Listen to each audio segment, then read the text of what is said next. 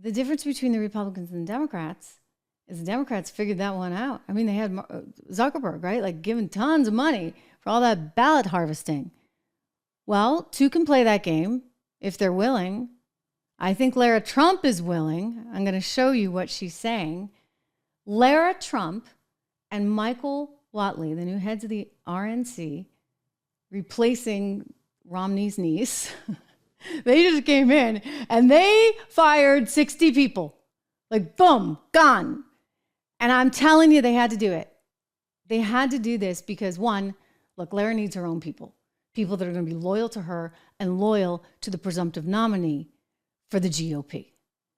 But perhaps more importantly and more urgently, I don't think the RNC could afford these 60 people. In other words, the RNC was bleeding cash. And she's got to make a point. She's got to show people that are going to give money to the RNC. She's got to show her donors, you know what? We mean business. And so we're not going to be spending $70,000 on flowers, as it is alleged the previous head of the RNC did. No. We're actually going to be hiring people to get the job done.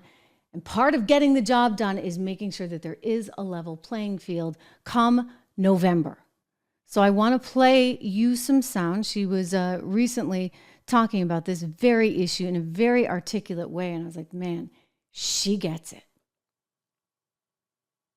The RNC needs to be the leanest, most lethal political fighting machine we've ever seen in American history. That is the goal over the next 9.5 months. If I am elected to this position, I can assure you there will not be any more $70,000 or whatever exorbitant amount of money it was spent on flowers. Every single penny will go to the number one and the only job of the RNC. That is electing Donald J. Trump as president of the United States and saving this country. We have no time to waste. We've got to get to work. We've got a lot of money to raise. And we need to ensure that every penny goes to those things that I just mentioned. Otherwise, you're right, in perpetuity, the Democrats are going to beat us.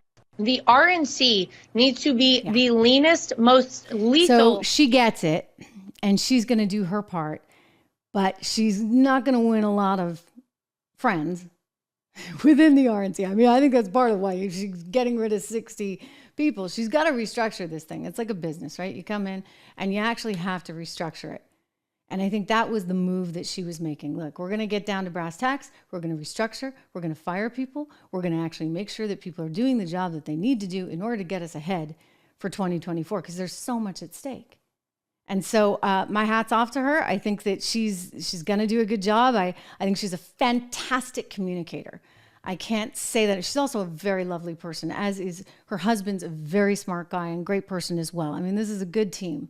And so she's going to go in there and she's going to remake this thing. I don't know a lot about Mr. Whatley, but he's hopefully going to be sort of the guy who can follow through with her vision. And I think she's smart, and I think she's going to get the job done. But we don't have a lot of time to waste. I mean, let's be honest, right? There's not a lot of time to waste.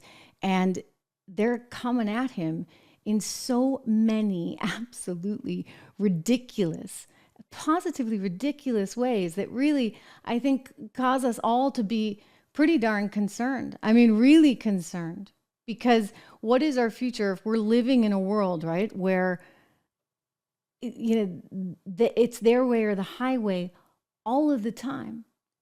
You know, I don't know as he's going to make it to the finish line. I don't know as he can make it to the finish line. This would be Biden that I'm talking about. I think that Biden is actually probably not as well as he purports to be, and I think it's going to be really trying. I think people need to remember it's worse than Biden, right? You're voting for Kamala or you're voting for Trump.